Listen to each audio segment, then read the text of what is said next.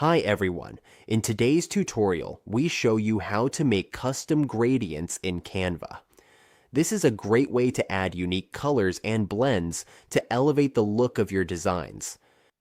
Let's get started. On your Canva dashboard, if you are already in the editing view and want to make a custom gradient, the first thing we need to do is insert a shape.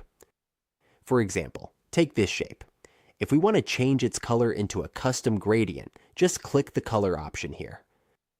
Once we're here, we can see all the gradient color options available. To add custom colors, all we need to do is click here, add our brand colors, and select the color we want. Just click this one to apply it. Next, choose the gradient colors.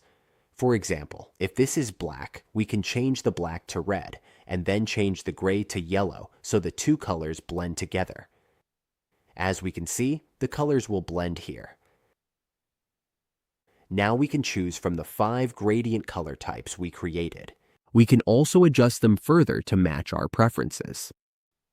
This technique lets us create unique color effects by combining colors, adjusting transparency, and layering elements.